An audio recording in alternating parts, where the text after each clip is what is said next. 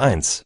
Petrus Kapitel 1, ein Petrus, ein Apostel Jesu Christi, den Fremdlingen in der Zerstreuung in Pontus, Galatien, Kappadokien, der Landschaft Asien und Bithynien, die erwählt sind nach der Vorsehung Gottes, des Vaters, in der Heiligung durch den Geist, zum Gehorsam und zur Besprengung mit dem Blut Jesu Christi. Gott gebe euch viel Gnade und Frieden.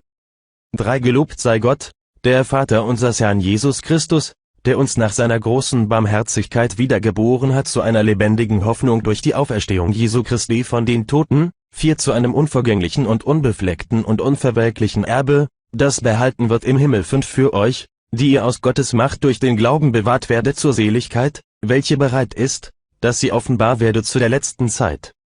6. Darüber freut euch, die ihr jetzt eine kleine Zeit, wenn es sein soll, traurig seid in mancherlei Anfechtungen. 7. Auf dass euer Glaube rechtschaffen und viel köstlicher erfunden werde als das vergängliche Gold, das durchs Feuer bewährt wird, zu Lob, Preis und Ehre, wenn offenbart wird Jesus Christus. 8. Ihn habt ihr nicht gesehen und habt ihn doch lieb?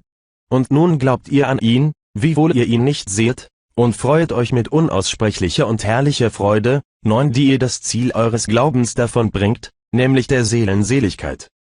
10. Nach dieser Seligkeit haben gesucht und geforscht die Propheten, die von der Gnade geweissagt haben, die auf euch kommen sollte. 11. Und haben geforscht, worauf oder auf was für eine Zeit der Geist Christi deutete, der in ihnen war und zuvor bezeugt hat die Leiden, die über Christus kommen sollten, und die Herrlichkeit danach. 12. Ihnen ist offenbart worden, dass sie nicht sich selbst, sondern euch dienten mit dem, was euch nun verkündigt ist durch die, so euch das Evangelium verkündigt haben durch den Heiligen Geist, der vom Himmel gesandt ist, was auch die Engel gelüstet zu schauen. 13. Darum so begürtet die Lenden eures Gemütes, seid nüchtern und setzet eure Hoffnung ganz auf die Gnade, die euch dargeboten wird in der Offenbarung Jesu Christi. 14. Solches tut als gehorsame Kinder und bleibt nicht bei dem, was vormals war, da ihr in Unwissenheit nach den Lüsten lebtet. 15. Sondern wie der euch berufen hat und heilig ist, seid auch ihr heilig in allem eurem Wandel. 16. Denn es steht geschrieben: Ihr sollt heilig sein, denn ich bin heilig. 17. Und da ihr den als Vater anrufet, der ohne Ansehen der Person richtet nach eines jeglichen Werk, so führet euren Wandel, solange ihr hier als Fremdlinge lebt, mit Furcht. 18. Und wisset, dass ihr nicht mit vergänglichem Silber oder Gold erlöst seid von eurem eitlen Wandel nach der Väterweise. 19. Sondern mit dem teuren Blut Christi als eines unschuldigen und unbefleckten Lammes.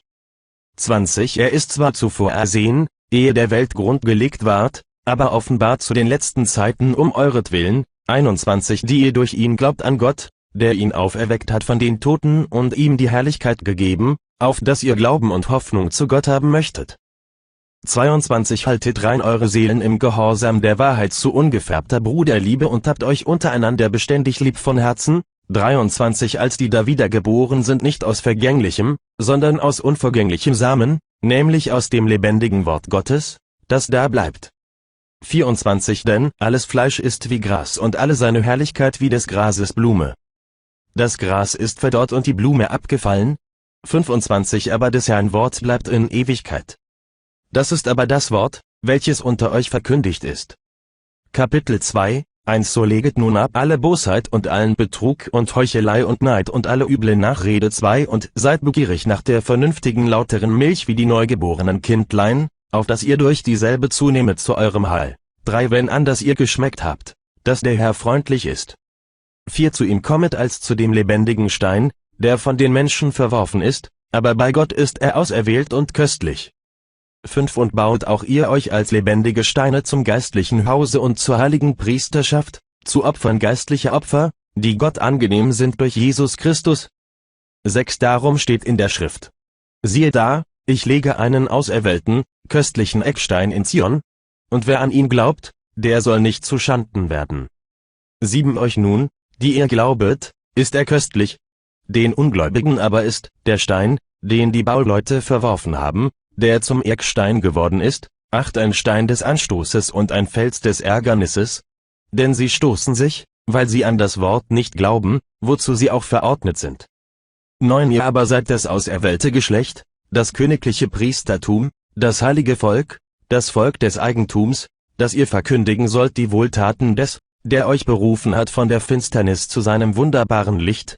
10 Die ihr vormals nicht ein Volk waret, nun aber Gottes Volk seid, und vormals nicht in Gnaden waret, nun aber in Gnaden seid. 11 Liebe Brüder, ich ermahne euch als Fremdlinge und Pilgrime. Enthaltet euch von den fleischlichen Lüsten, welche wider die Seele 11 Liebe Brüder, ich ermahne euch als Fremdlinge und Pilgrime. Enthaltet euch von den fleischlichen Lüsten, welche wider die Seele streiten. 12 Und führet einen guten Wandel unter den Heiden, auf dass die, so von euch Böses reden als von Übeltätern, eure guten Werke sehen und Gott preisen, wenn er alles ans Licht bringt. 13 Seid untertan aller menschlichen Ordnung um des Herrn willen, es sei dem König als dem Obersten. 14 Oder den Statthaltern, als die von ihm gesandt sind zur Strafe für die Übeltäter und zu Lobe den Rechtschaffenen. 15 Denn das ist der Will Gottes, dass ihr mit guten Taten der Unwissenheit der törichten Menschen das Maul stopfet. 16 Als die Freien, und nicht als hättet ihr die Freiheit zum Deckmantel der Bosheit, sondern als die Knechte Gottes. 17 Tut Ehre jedermann, habt die Brüder lieb, fürchtet Gott, ehret den König. Das Verhalten in der Gemeinde. 18 Ihr Knechte, seid untertan mit aller Furcht den Herrn, nicht allein den Gütigen und Gelinden, sondern auch den Wunderlichen. 19 Denn das ist Gnade, wenn jemand vor Gott um des Gewissens willen das Übel erträgt und leidet das Unrecht. 20 Denn was ist das für ein Ruhm, wenn ihr um Missetat willen geschlagen werdet und das geduldig ertragt? Aber wenn ihr um gute Taten willen leidet und das ertragt, das ist Gnade bei Gott. 21 Denn dazu seid ihr berufen, da auch Christus gelitten hat für euch und euch ein Vorbild gelassen, dass ihr sollt nachfolgen seinen Fußtapfen. 22 Welcher keine Sünde getan hat, ist auch kein Betrug in seinem Munde erfunden. 23 Welcher nicht widerschalt, da er gescholten ward, nicht drohte, da er litt, er stellte es aber dem anheim, der da Recht richtet. 24 Welcher unsere Sünden selbst hinaufgetragen hat an seinem Leibe auf das Holz, auf das wir, der Sünde abgestorben, der Gerechtigkeit leben, durch welches Wunden ihr seid heil geworden. 25 Denn ihr waret wie die irrenden Schafe, aber ihr seid nun bekehrt zu dem Hirten und Bischof eurer Seelen. Kapitel 3 1 Desgleichen sollt ihr Frauen euren Männern untertan sein, auf dass auch die, die nicht glauben an das Wort, durch der Frauenwandel ohne Wort gewonnen werden. 2 Wenn sie sehen, wie ihr in Reinheit und Gottesfurcht wandelt. 3 Euer Schmuck soll nicht auswendig sein mit Haarflechten und Goldschmuck oder Kleiderpracht. 4 Sondern der verborgene Mensch des Herzens im unvergänglichen Schmuck des sanften und stillen Geistes. Das ist köstlich vor Gott. 5 Denn so haben sich auch vor Zeiten die heiligen Frauen geschmückt, die ihre Hoffnung auf Gott setzten und ihren Männern untertan waren. 6 Wie die Sarah Abraham gehorsam war und hieß ihn Herr, deren Töchter ihr geworden seid, wenn ihr Recht tut und euch durch nichts beirren lasset. 7 Desgleichen, ihr Männer, wohnet bei ihnen mit Vernunft und gebet dem weiblichen als dem schwächeren Geschlecht seine Ehre. Denn auch die Frauen sind Miterben der Gnade des Lebens, und euer gemeinsames Gebet darf nicht gehindert werden. 8 Endlich aber seid allesamt gleichgesinnt, mitleidig, brüderlich, barmherzig, demütig. 9 Vergeltet nicht Böses mit Bösem oder Scheltwort mit Scheltwort, sondern dagegen segnet, weil ihr dazu berufen seid, dass ihr den Segen ererbet. 10 Denn wer leben will und gute Tage sehen, der hüte seine Zunge, dass sie nichts Böses rede, und seine Lippen, dass sie nicht trügen. 11 Er wende sich vom Bösen und tue Gutes, er suche Frieden und jage ihm nach. 12 Denn die Augen des Herrn merken auf die Gerechten und seine Ohren auf ihr Gebet. Das Angesicht aber des Herrn steht wider die, die Böses tun. 13 Und wer ist, der euch schaden könnte, wenn ihr dem Guten nacheifert? 14 Und ob ihr auch leidet um Gerechtigkeit willen, so seid ihr doch selig. Fürchtet euch aber vor ihrem Trotzen nicht und erschrecket nicht. 15 Heiligt aber den Herrn Christus in euren Herzen. Seid allezeit bereit zur Verantwortung vor jedermann, der von euch Grund fordert der Hoffnung, die in euch ist. 16 Und das mit Sanftmut und Gottesfurcht. Und habt ein gutes Gewissen, damit die, die euch verleumden, zu Schanden werden, dass sie euren guten Wandel in Christus geschmäht haben. 17 Denn es ist besser, so es Gottes Wille ist, dass ihr um einer Wohltat willen leidet als um einer Übeltat willen. 18 Denn auch Christus ist einmal für eure Sünden gestorben, der Gerechte für die Ungerechten, auf dass er euch zu Gott führte, und ist getötet nach dem Fleisch, aber lebendig gemacht nach dem Geist. 19 In demselben ist er auch hingegangen und hat gepredigt den Geistern im Gefängnis, 20 die vor Zeiten nicht glaubten, da Gott Harte und Geduld hatte zu den Zeiten Noahs, da man die Arche zurüstete, in welcher wenige, das ist 8 Seelen, gerettet wurden durchs Wasser hindurch. 21 Was jenen da widerfahren ist, das geschieht nun in der Taufe zu eurer Rettung. Denn in der Taufe wird nicht die Unreinigkeit am Fleisch abgetan, sondern wir bitten Gott, dass er uns ein gutes Gewissen schenke, durch die Auferstehung Jesu Christi, 22 Welcher ist zur Rechten Gottes, aufgefahren General Himmel, und sind ihm untertan die Engel und die Gewaltigen und die Kräfte. Kapitel 4, 1 Weil nun Christus im Fleisch gelitten hat, so wappnet euch auch mit demselben Sinn, denn wer am Fleisch gelitten hat, der hat aufgehört mit der Sünde, 2 Dass er hinfort die noch übrige Zeit im Fleisch nicht der Menschen lüsten, sondern dem Willen Gottes lebe. 3 Denn es ist genug, dass ihr die vergangene Zeit des Lebens zugebracht habt nach heidnischem Willen, da ihr gewandelt seid in Üppigkeit, Lüsten, Trunkenheit, Frisserei, Sauferei und greulichem Götzendienst. 4 Das befremdet sie, dass ihr nicht mehr mit ihnen laufet in dasselbe wüste, unordentliche Wesen, und sie listern. 5 Aber sie werden Rechenschaft geben dem, der bereit ist, zu richten die Lebendigen und die Toten. 6 Denn dazu ist auch den Toten das Evangelium verkündigt, auf das sie zwar nach der Menschenweise am Fleisch gerichtet werden, aber nach Gottes Weise im Geist das Leben haben. 7 Es ist aber nahe gekommen das Ende aller Dinge. 8 So seid nun mäßig und nüchtern zum Gebet. Vor allen Dingen habt untereinander eine inbrünstige Liebe, denn die Liebe deckt auch der Sünden Menge. 9 Seid gastfrei untereinander ohne Murren. 10 Und dienet einander, ein jeglicher mit der Gabe, die er empfangen hat, als die guten Haushalter der mancherlei Gnade Gottes. 11 Wenn jemand redet, dass er es rede als Gottes Wort.